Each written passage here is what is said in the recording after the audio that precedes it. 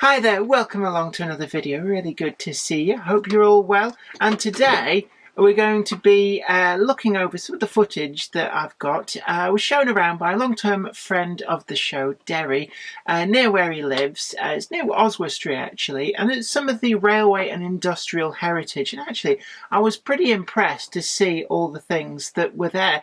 And Derry's really knowledgeable, so hopefully some of that comes across on screen. But without further ado, let's take a look at what we found. So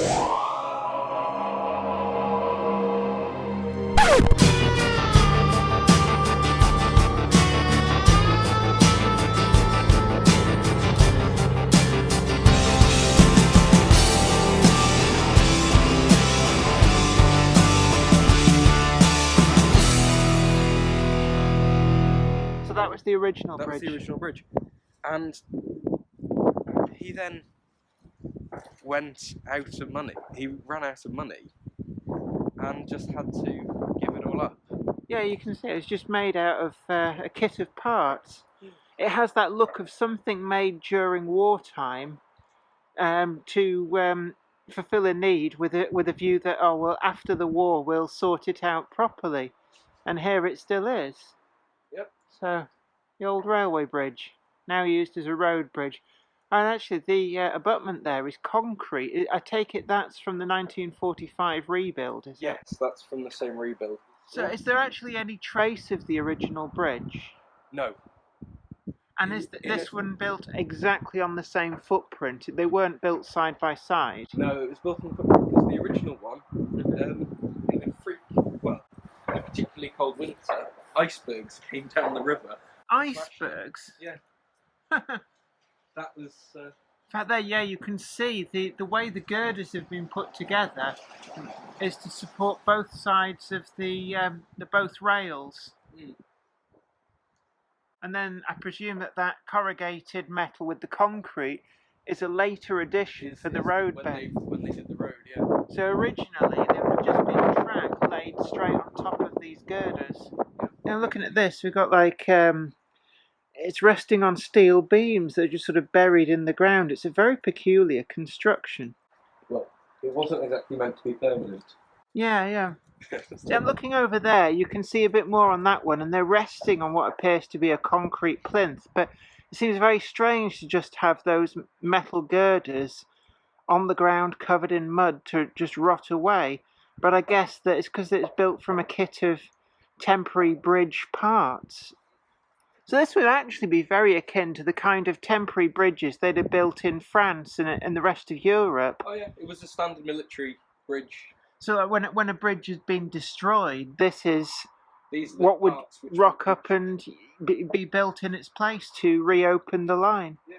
All these holes here, Derry's just saying, looks like there's a lot of missing bits, but actually they're not, because these are standard military kits for building bridges. So what you're seeing there, if I can, just those holes there that line up with those holes up there, that would be to be putting in extra diagonal cross braces if, for example, it either had to stretch over a longer gap, or if it needed to hold a bigger weight. There's actually scope to upgrade this bridge from the kit of parts that the military would have used. So it's quite interesting to see all that.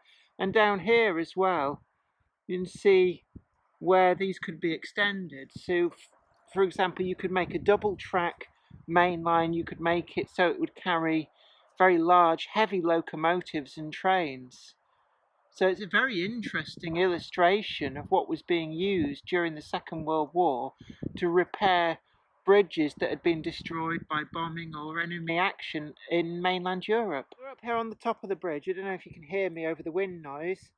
And again, we can see these extra sets of holes for extending the bridge, strengthening the bridge, depending on the weight it needs to carry. And I'm going to show you these plates here, because if we go to the end of the bridge, you can see where it's set up to, if needs be, extend it even further. There's the same set of holes.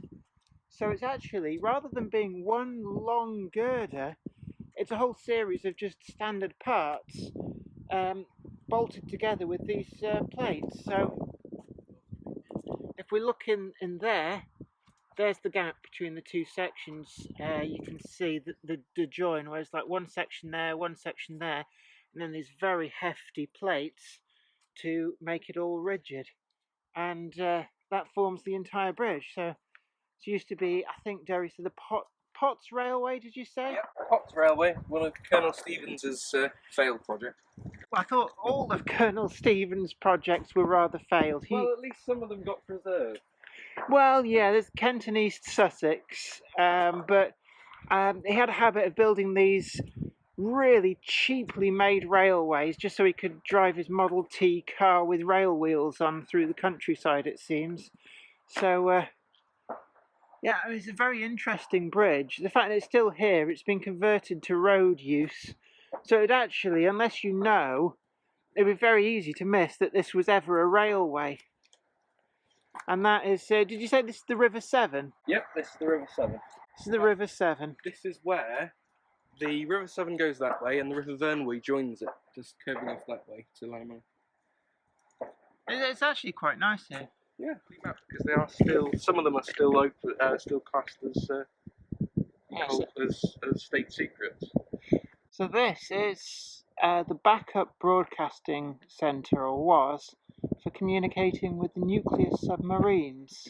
So when Rugby was out of action, this place would be called into use. But I think it's sort of decommissioned. Well, certainly, I don't think they use it anymore for communicating with submarines. But interesting. And behind it you see quite a large quarry. And somewhere up there is the Rodney Pillar. Just came across this. We're just down from some of the other buildings from that shortwave radio communication bunker. But not the sort of thing you normally expect to see in a field. You know, it's the entire length of the track is what it's sat on. From here you can get a really good view of the quarry and a sense of scale. And also Rodney's Pillar that we're talking about is just right up there on the top of that hill. But I mean, this is just amazing.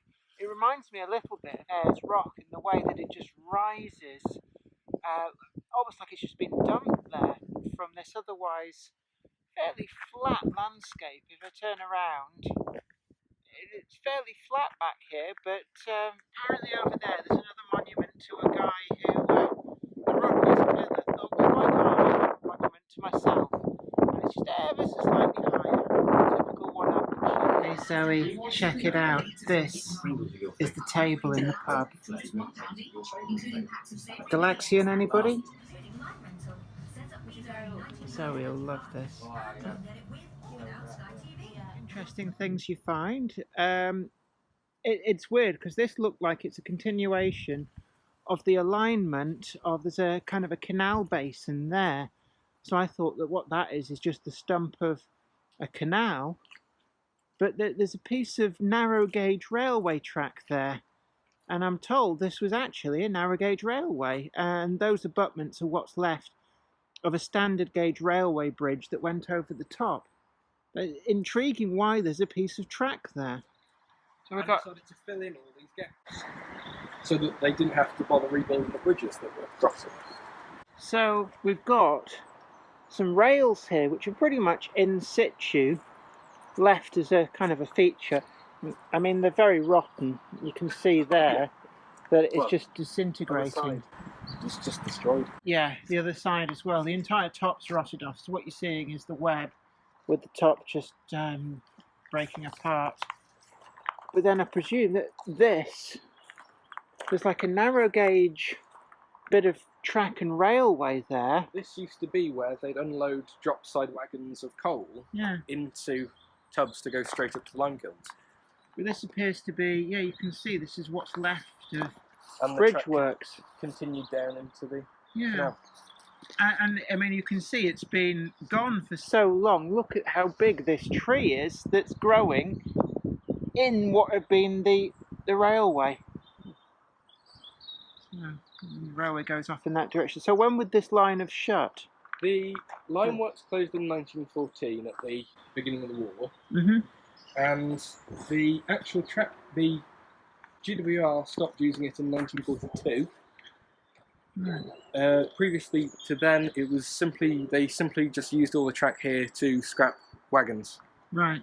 So, tell me, Derry, what are we looking at here? So in front of us here is the central part of the Landmark Lime Works. Immediately in front of us, there would have been a cupola kiln extending to the top of the stone set there. Uh-huh. That sadly exploded in 1910 and wasn't rebuilt, and then was scrapped in the 1940s. Mm-hmm. So all that's left of that is the base and some bits of ironmongery that are now in a display at the front. Right. So, what's this little plinth here that looks like it's got bolting? The plinth here was the rock crusher for crushing the ballast. This is where Lannamonnock failed, but other quarries like Whiteacre and Mauer continued. Uh-huh. Lannamonnock only had one tiny rock crusher that was turned by hand. Oh, I can imagine that would be hard work. Yeah, and they said that did not work at all, and so they just concentrated on doing lime. When the steel industry didn't need lime at the beginning of World War I, because they'd found they'd reused the Bessemer method, suddenly Lannamonnock just couldn't adjust to instead having to do roadstone or chippings for concrete. Yeah. So Lannamonnock just... Is this brick floor then part of a building that would have been associated that would have been covering and allowed trucks onto the... Yeah, and there's some kind of... Yeah, they had tried to improve capacity by installing a small diesel generator to be attached to it, but too little too late. It needed the larger rock crushers of Criggan to match the capacity coming down from the rock post. Was installed by, they presume, the Great Western Railway, is just as shot and knackered as the rest of it. Yeah, I mean, you can see over here, it's so rotten. It's I've never seen track that far gone. But yeah, this was flat bottom installed by the Great Western Railway. And there's no rail chairs, it's spiked direct to the sleepers, just like in fact, North American practice. See here, it's stamped with GWR. Interesting. Will this be basically? It's in line with where we were stood before, down there. So this is sort of in situ. I mean, the sleepers will be a replacement, I guess. For the most part, the sleepers here are a replacement. There are one or two places where the sleepers are actually original. Right. And one or two places where they still have the original stone blocks from, I think, when the quarry opened in 1840. So there would have been chutes here. And the Cambria actually had a fairly good range of different wagons that they'd used for the task of doing it. That the Great Western just considered way too expensive to maintain. So a lot of those were just left here and scrapped slowly. Oh, the wagons? Yeah. Amazing how much of it actually does survive. Yeah. Even the chimney, normally these get brought down because they become a maintenance liability if they're not being used. So we've got some information here about the Hoffman kiln, and there it is. Covered now by this overall roof, but... the overall roof is actually a copy of the original. Lime reacts dangerously with water. Of course, so it would have to be kept dry at all times. Yes. Actually, fun quiz on this one. Guess the difference between this corner and its exact opposite corner. The difference between the two in height. Nothing. Absolutely level. 0.0008, which was enough for the refund from the Dutch company that built it. So that's the remnants of the original roof. So when would these have been taken down? They're not exactly sure. Presumably just carted away for scrap. Yeah, acetylene. But then, ooh, dark and scary. There were a couple of other things which weren't taken away. So it was assumed it was just done by someone who was just after the tin or the scrap. Don't really think I can film in here, it's too dark. Yeah. So we're up here a little bit higher up, so you can see the top of the kiln. It's just intriguing to see all that's still here. Last use before preservation, it was actually being used as a cowshed. I can imagine. Did a very good job, was it? I can imagine, yeah. There used to be a bridge here, as is kind of shown in the artwork. Yes, yes. This is the tally hut where they would have basically kept track of what was coming down out of the quarry, but because half the quarry was England, half the quarry was Wales, it has two sides to it to tell you what came out of one part of the quarry and what came out of the other. And there's one of the little tubs that would have been pulled up and down by horses. Although actually I'm told these came from London Underground, but are fairly close to what the originals would have looked like. And then we're at the top of where the transfer bit to tip into standard gauge wagons. The standard gauge line would have been in the middle. Then there's another narrow gauge embankment, and a narrow gauge line went down there as well. And you can see just in the distance, there's that chimney at the kiln where we were before. So you can see over there, we've got the ways through where the narrow gauge line went through to the base of the incline and then up to the quarry. And there's just a little board here which just gives a little bit of information and an illustration there which gives a view of, we are here, so that's about to go through those two holes, or the two bores of the bridge, and then bottom of the incline, up the incline to the quarry itself. They had used to, it had closed a lot earlier, but there had been a second line linking through to a second Welsh incline that joined up there. But when they built that tunnel, they didn't need the Welsh incline anymore, because they could just go through to the centre of the quarry. Right, I'm with you. So down here, pretty much the base of the incline, and this is track still in situ, the narrow gauge track. And so that's the level of the original fill, is it then, over there? Yeah, that's how much they'd filled in after the... So this track was just there underneath, and presumably if you kept digging, there's more... it continues up and underneath the current walkway. Right. And interesting. How would the points have been set? Was there a lever, or did they just push the blades across manually? They are trying to figure that out, but they think it was just a manual push. Right. The whole system was, well, yeah, because you've got these sort of like stub rails there. No, I've seen more primitive. I've seen ones where there's just a single rail pivoted at the frog between the two, and that really is about as basic as you can get. And I turn around now because people will ask if I don't. Well, where did it go the other way? And there's another set of points here. It seems. Yeah, there's. I mean, they're actually fairly sophisticated because there's check rails and everything. So I'm just trying to work out here. I think these would have been heel to heel, wouldn't they? Yeah. Because these two were coming straight off the incline. So there is a bit missing because you can see this is the frog here. Yeah. So some of the mechanism is gone. I mean, yeah. Well, it's either it's deep and they weren't able to dig it out, or it's somewhere under this. Nothing on this side, and so this would have gone. You can see there's the bridge. There's one there and the one just behind those trees.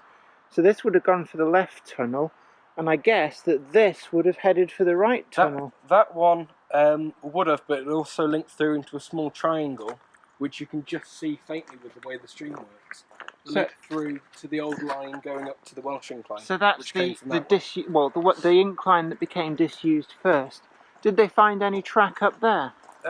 No, because once you get beyond this bit of here, which is too hard to get a digger to, that's actually owned by a farmer. And presumably, when with this quarry still in use, they would have recycled the track up into and used it elsewhere. Yeah. So, I mean, does this just come to an end here, or? They had to pull up the track going on the rest of the way because they had to do work on the bridge.